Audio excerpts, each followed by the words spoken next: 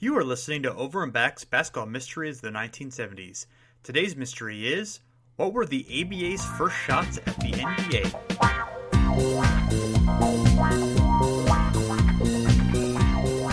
Hi, this is Jason, and welcome back to Over and Back. I had a really good in-depth conversation on key NBA and ABA battles off the court with Reinis Lacis, who is the host of the Handle podcast and has the Lamar Maddock YouTube channel. He's been on the show before. And decided that it was pretty extensive and in-depth, so we decided to break it up into smaller chunks. So here is part one of that conversation, looking at the very early years of the ABA and NBA battles. So hope you enjoy it. Thanks. You know that Nylon Calculus is the place to go for smart but accessible analysis of all things in the NBA. And now there's a new podcast called Nothing But Nylon. Hosted by Kevin Farragon, it is a place where NBA writers and researchers discuss their ideas and talk hoops and analytics in a smart way. Check out Nothing But Nylon on iTunes, Stitcher, or wherever you listen to your podcasts, or find it at the Step Back. We talked about the key ABA and NBA battles on the court, and now we're going to get into what they did off the court, which honestly is just as, if not more, fascinating to me. Just so many really crazy stories about battles in the courtroom and battles over players, secret contracts and double dealing agents and crazy stuff, some of it which we will definitely get to, but it was really a transition, I think, to an era that was more of a mom and pop type era in the NBA. And the ABA, they escalated the salaries, led to the NBA choosing to expand, bringing in a whole new class of ownership, much richer owners and much more coming from different backgrounds than the previous generation of owners, and that just led to a whole different change to the professionalization of the game. It also changes in what type of players were being brought into the game, both from a economic and racial and all different sorts of changes in the types of players who were coming into the league and greatly expanding that pool as well. So just really a revolutionary period. Yeah, the exhibition battles we talked about are really just small potatoes. These are the real fierce battles between the two leagues, and they determine the way certain owners and certain executives looked at each other throughout the process of ABA trying to duel with the NBA. Absolutely. And you look into the original ABA formation in early 1967, and from the outset, the goal of the ABA, Dennis Murphy and the other organizers, who were really part of the initial part of organizing the ABA, was basically to create something that would force a merger with the NBA. The American Football League had done this in the early 60s. It formed a rival league. They got a national televised deal and were eventually able to get strong enough to the point where they forced a merger with the NFL and created the behemoth that the NFL is today. Of course, pro basketball wasn't necessarily in the type of shape where that was necessarily an obvious thing to do, where, there was definitely a lot of skepticism as to whether that would be successful. But a lot of people had, vision of getting in on the ground floor, and, it obviously worked out in a certain sense because eventually there was a merger and the NBA turned into a really successful league. But it certainly, the path that it took to get there, I think it was different from what anyone envisioned. Yeah, and in typical ABA fashion, as you said, the league was not set up during the best time for pro basketball. The NBA did have a deal with ABC, but they almost exclusively would broadcast games on Sunday. So if a finals game fell in the middle of the week, so be it. It could be left off TV. But, Dennis Murphy wanted to start the league. He liked basketball, and the rest is history. So there wasn't any research on anything done beforehand of that sort. And in a way, the league was as absurd from day one as it would be later on at times. Yeah, and potential investors were told that they could get an ABA team for half of what it would cost to get an NBA expansion team, and Then, ABA officials said that, the investment would more than double once the merger occurred. And it was always thought of as, maybe like a roughly 3-year period between when the league would form when they would force a merger. And that obviously took much longer for reasons they didn't expect. Really unrealistic, I think, in terms of being able to having expectations of being able to sign established NBA talent, and there was lots of turnover quickly in the early ABA ownership. Just many of them didn't really have much money. The entry cost to get into the ABA were relatively little, so it took a while to kind of separate the dreamers from the people who actually had real money. Really, I think one of the keys to just the early success of the ABA was the fact that they were able to get George Mikan aboard. That Mikan was a guy who could he had a name and he had credibility, and he could he was probably still the most famous basketball star at the time. Next to Russell and Chamberlain, having had played through the mid '50s, and was for a generation was absolutely what pro basketball was defined as. Yeah, and you get the sense that some of the other people involved were either hang-oners or weren't really ready for owning a team in a pro sports league. So having someone as legitimate as Mike can certainly help the ABA. Yeah, absolutely. So looking at the first NBA player who signed with the ABA was Leroy Ellis of the Bullets. However, he has a contract dispute with the Nets, actually the New Jersey Americans, who eventually became the Nets, and ended up back with the Bullets and did not play in the ABA. So that's sort of an inauspicious start for how that worked out. Looking at the 1967, essentially was the draft, although in the ABA, in some of these cases, the players were not officially drafted. We're going to kind of look at each draft and see, which of the league, got the stronger players, which leagues, quote unquote, won the sweepstakes between getting the incoming college talent. The top consensus All-Americans in the NBA were Jimmy Walker, Clem Haskins, and Sonny Dove. For the ABA, it was Mel Daniels, who was actually the number 9 NBA draft pick, Louis Dampier, and Bob Vargas. So fairly equal there. The other notable players in the ABA, Byron Beck, Bob Nedelicki, and Jimmy Jones. In the NBA, it was Earl Monroe and Walt Frazier. The superstars really came from were not the All-Americans that year. And looking at the All-Americans is useful because even we know that not necessarily those guys are not always necessarily drafted highly. I mean, the college success doesn't always translate to the NBA success even then. But I think it's useful in terms of giving you a sense of star power. Of these are the most famous college players coming into the league, and I think that matters especially during this point. Yeah, and the ABA needed all the star power to get. We'll go through some of these particular cases of ABA franchises trying to entice NBA players and lure them over. And one really has to understand how tough it must have been putting together a roster from scratch. Yeah, and in the future, in the 70s, the ABA would field rosters just as good as NBA teams had because they had something to build on. But when you look at some of those teams from 67 or 68, they really are full of no-name guys who lasted for a year or two. Some of them randomly average points in double digits before falling off when the competition got tougher. And I'd say that with all due respect to them. I mean, they were good enough to make the pros, so more power to them. But getting someone like Mel Daniels or getting the Rick Barrys of the world come over, even if for every Barry 3 other NBA players didn't ultimately jump the ship, it was huge just to get a few of those guys to get the thing rolling. Absolutely. June 1967, just almost before the first ABA season, prospective LA ABA franchise ends up holding meetings with Elgin Baylor and Wilt Chamberlain. By the way, this is from the Compendium of a Professional Basketball by Robert Bradley, which is an outstanding book. A lot of got a lot of this timeline from that book, so it's a fantastic resource for anyone who isn't familiar with that book. If you're into basketball history at all, I highly recommend it. And the Houston franchise also held contract talks with Wilt to the Houston Mavericks. So there was at least some attempts at approaching the star players and trying to get them to come along. But really only in one case was there a super big NBA star who signed with the ABA, and that was sort of a special case we're talking about here.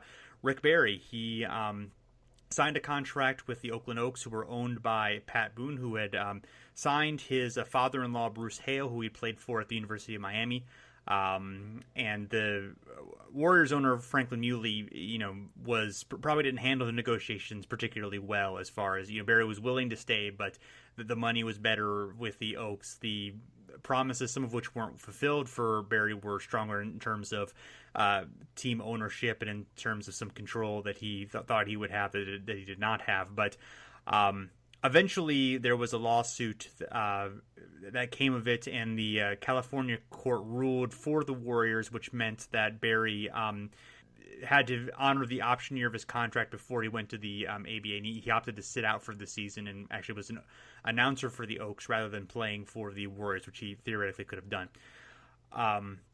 It's interesting that we mentioned already, of course, Leroy Ellis, but the other NBA players who signed ABA deals, Wayne Hightower, Jim Barnes, Bob Love, Clyde Lee, Joe Straughter, and Chico Vaughn. Only Hightower and Vaughn actually ended up playing in the ABA. The rest of those players that did not do so. So it certainly wasn't a high percentage of players who were making the leap. Although the ABA did initially have quite a few players who had at least some ABA experience and NBA experience. And somebody like Freddie Lewis, for instance, obviously thrived quite a bit in the league, even though he was an NBA castoff.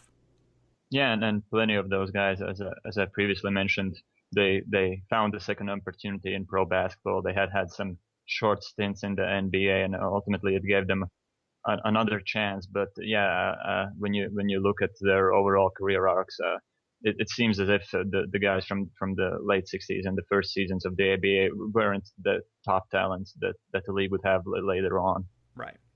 So, August of 1967, George Mikan first reveals the red, white, and blue basketball. It was his idea. He thought it was better to see on television. And obviously one of the iconic elements of the ABA is the red, white, and blue ball, and it was extremely popular as a marketing tool, and a lot of kids bought them. Unfortunately, we'll get into that a little bit. The ABA didn't really see much profit from the red, white, and blue ball. Mikan was also a strong proponent of the three-point shot, which another innovation of the ABA, although the idea is credited with Bill Sharman, who coached in the previous league, the ABL, which had used the three-point shot in 1962. So it did come from there, although Mikan had the vision to include as part of the league. And obviously we've had previous episodes talking about how you can draw the line between the three-pointer in the ABA to how it's developed in the NBA now.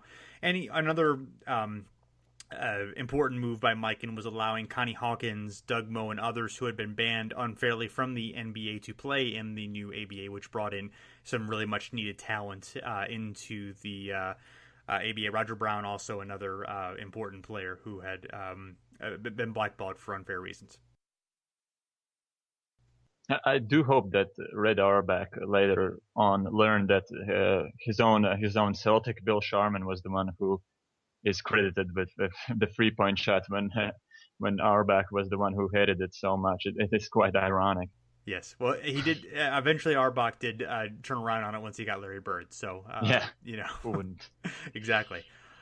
So jumping a bit ahead, but to May 1968, there was one of the first high-profile legal cases within the ABA and the NBA. A court ruled against the Minnesota Muskies, which forced Lou Hudson to return to the St. Louis Hawks. He had signed a 3-year contract with the Muskies, but was still obligated to fulfill his option year with the Hawks. He had played at the University of Minnesota in college, so he had roots there. Eventually, the Hawks offered Hudson a 5-year contract, and he decided to return to St. Louis. And Minnesota tried to get Hudson to fulfill their contract, but it didn't work out for Minnesota, and Hudson ended up. So, not that Hudson was necessarily a really big star, but he would have been, a fairly prominent player to jump from leagues, and that certainly would have maybe been some benefit there. Yeah, he's a 6-time All-Star and was one of the better wing players in the late 60s, early 70s in the NBA. So certainly he would have made some difference by joining the ABA. Yeah, absolutely. So looking at 1968, The consensus All-Americans going to the NBA were Elvin Hayes and Wes Unseld. Going to the ABA, the less prominent Larry Miller and Don May. Other notable players in that draft, for the NBA, Tom Burwinkle, Don Chaney, and Bob Kaufman, where ABA, Jim Eakins, and Ron Boone were both very good players in the ABA. But clearly, Hayes and Unseld were, Hayes was certainly the prize of the draft that year, and Unseld obviously had a Hall of Fame career, so they were really the players that made a difference in this year.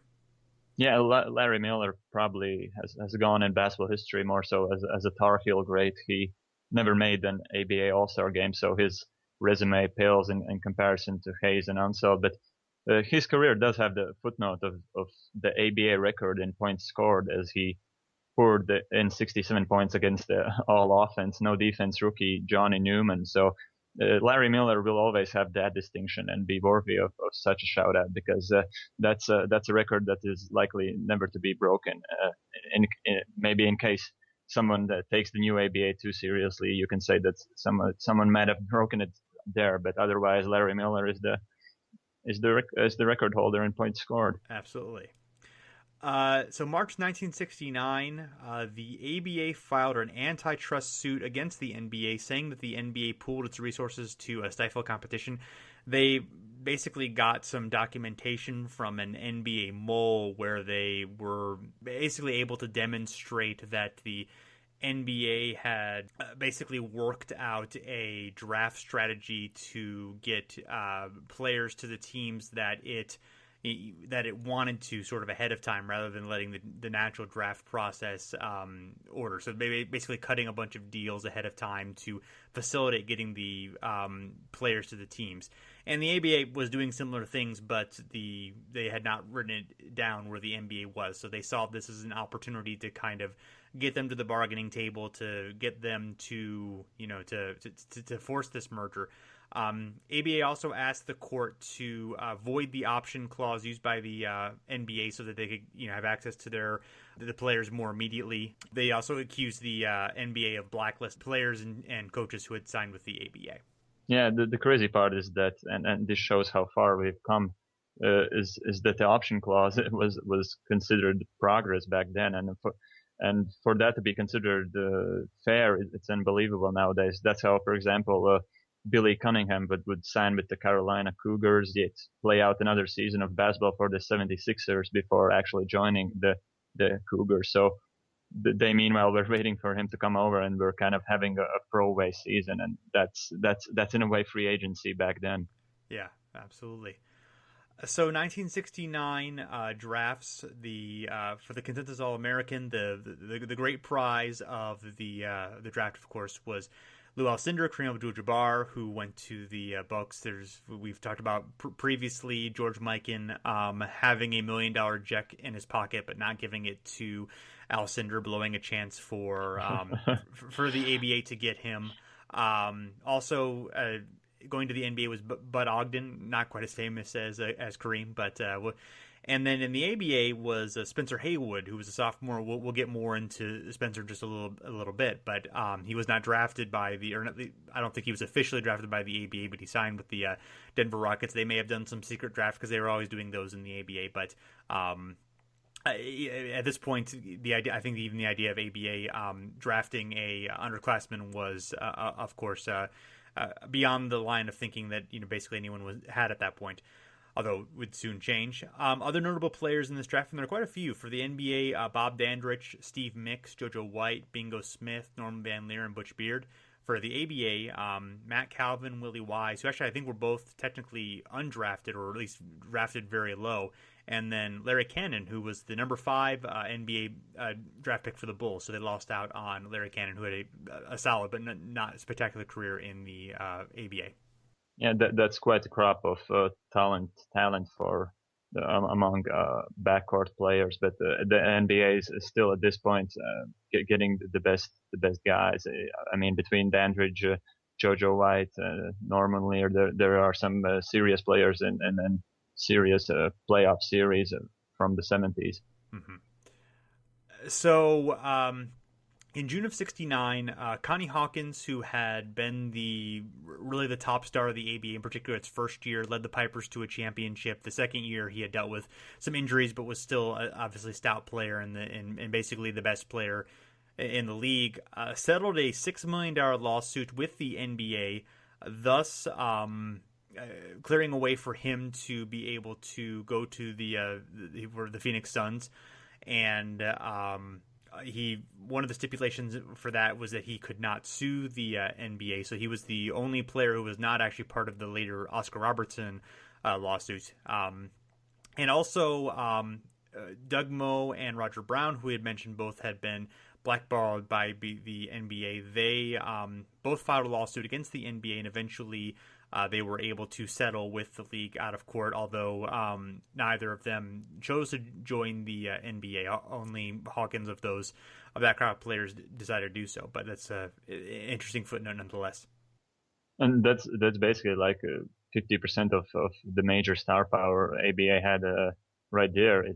Between Connie Hawkins, Roger Brown, and Doug Moe, those are, I believe, those might be the three first ABA championships. Connie won with the Pipers. Then there's the Oakland Oaks title, and then there's Indiana, and all of those guys played key roles on those teams. So yeah, that was a savvy way for the ABA of coming up with premium talent. Yeah, absolutely.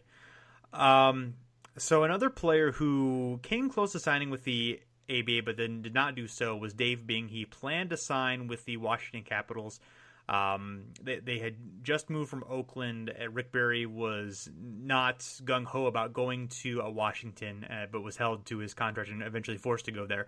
But Bing felt he was underpaid by the Pistons and jumped to the new league, signed for $50,000 for 3 years, but then the team decided to move from Washington to Virginia, which gave him a loophole to opt out, and then he got basically the same deal from the Pistons to do so. But another player who, not a transcendent superstar or anything like that, but definitely one of the better guards in the NBA, and might have brought at least a little bit, particularly if it had worked out well for him in Washington. May have brought some where he was from. That may have worked out fairly well. And nevertheless, a Hall of Famer. So yeah, right, any exactly. Hall of Famer you can get is better for the league. And for some reason, nobody ever wanted to go to Virginia. I don't know. Rick Barry had a problem with Virginia. It seems like Dave Bing also skipped the moment he could have went back to the NBA when the team moved. Not the best move by Earl Foreman, although I suppose he didn't have much of a chance given the money problems he had. Yeah, I guess part of it may have just been a reputation of Virginia, just being so rural, and the other part of Virginia having 3 to 4 cities that were technically its home. So the amount of travel, I'm sure, for players was not particularly enticing. And the market size, they were not going to be able to get nearly the attention they would in a decent sized city.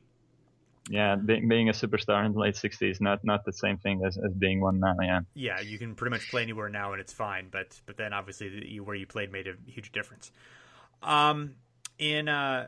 So soon after July 1969, George Mikan ended up resigning after he'd failed to sign Lou Alcindor, and there'd been some pressure between him and the owners for a few years over Mikan wanting to stay in Minnesota because he had a travel agency there, refusing to relocate to New York. They kind of felt like that was a little bit of made the ABA seem small time, and kind of other pressures of not necessarily getting along. But I think Mikan did he's sort of credited for really doing a lot to establish the league, but once the league started to after a couple of years, they need somebody else in that spot. Yeah, and the TV contract is the thing. Ultimately, nobody really got it, but the thing that he also was. I mean, I imagine most of the people involved are hopeful that he could bring it home, and that's something he didn't do it. So it seemed right that they would move on from him. Yeah. In August of 1969, this was really the first, at least reported talks between the NBA and the ABA. and they didn't last particularly long, but the things that sort of kept them from happening was the ABA, the Carolina Cougars signing Billy Cunningham to jump from Philadelphia, and also Denver signing a college underclassman in Spencer Haywood, and also the Oaks moving from Washington, moving to Washington rather, which was considered an ABA territory. So all those things kind of, kept things from advancing forward, and specifically Spencer Haywood, which we're going to get into in quite a bit of detail. All right, that is the end of part one of our look at the off-court battles between the ABA and the NBA. We'll be back with part two soon, looking at the Spencer Haywood case, looking at what the 1970 merger settlement would have looked like if it hadn't have been blocked, and also looking at a ABA raid of NBA refs. So lots of interesting stuff going on there. Hope you've been enjoying both our basketball mysteries of the 1970s and our regular podcast at our new home at the Step Back. And you can also find us on iTunes, Stitcher, or wherever you listen to your podcast. So keep checking us out. Please leave those ratings and reviews if you are liking what we're doing. And you can find us on Facebook and Twitter at Over and Back NBA. So until next time, thanks for listening. We're back